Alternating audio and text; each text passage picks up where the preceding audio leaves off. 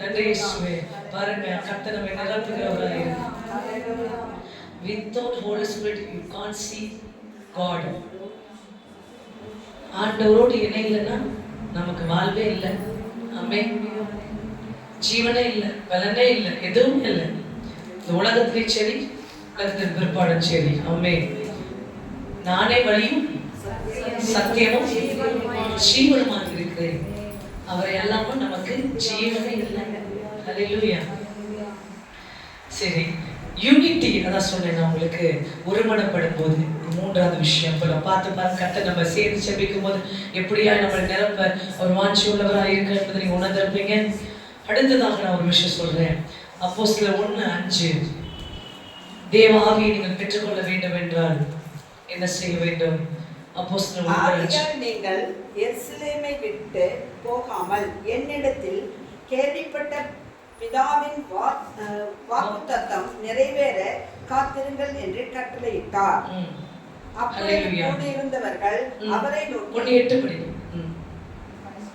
பரிசுத்த ஆவி உங்களிடத்தில் வரும்போது நீங்கள் பலனடைந்து எருசலேமிலும் யூதேயா முழுவதிலும் சமேரியாவிலும் பூமியின் கடைசி பரியந்தம் எனக்கு சாட்சிகளாய் இருப்பீர்கள். ஹல்லேலூயா. பாருங்க இந்த விஷயத்துல 5 என்ன சொல்றாரு? ஆகையால் நீங்கள் எருசலேமை விட்டு போகாமல் என்னிடத்தில் கேள்விப்பட்ட பிதாவின் வாக்குத்தத்தம் நிறைவேற காத்திருங்கள் என்று கட்டளையிட்டார். என்ன வாக்குத்தத்தம் நிறைவேறணும்னு இயேசு நம்முடைய சீஷர்களை பார்த்து சொல்கிறார். யோவேல் 2:28 மாம்சமான யாவர் மேலும் என் ஆவியை ஊற்றுவேன் என்ற வாக்குத்தத்தம் நிறைவேறணும். Just wait. ஹல்லேலூயா. நீ பரிசுத்த ஆவியை பெற்றுக்கொள்ள வேண்டும் என்றால் கர்த்தருடைய சமூகத்தில் நீ காத்திருக்க வேண்டும். ஆமென்.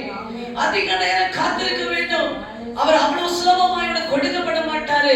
எருசலேமில் காத்திருங்கள் என்று தன்னோடு 3 வருஷம் எல்லாத்தையும் விட்டு வந்த சீஷர்களுக்கும் ஒரு வெயிட்டிங் ஆண்டவர் கொடுக்கிறாரு. ஆமென். காத்திருங்க. ஏன் தெரியுமா?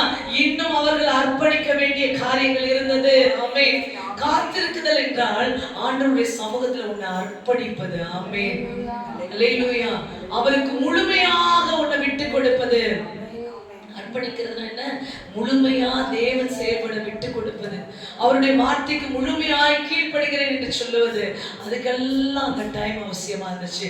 தேவ சமூகத்துல அதிகமாய் காத்திருக்கணும். ஆமென். அதிகமாய் நீங்க அதிகமா காத்திருக்க 1 மணி நேரம் 2 மணி நேரம்லாம் கிடையாது. மாச கணக்குல கூட நீங்க காத்திருக்க வேண்டிய அவசியம் இருக்கும். அப்படி நீங்க காத்திருப்பீர்களால் கர்த்தர் உங்களுக்குள்ள அவருடைய ஆவியை அளவில்லாமல் ஊற்றுவார். ஆமென்.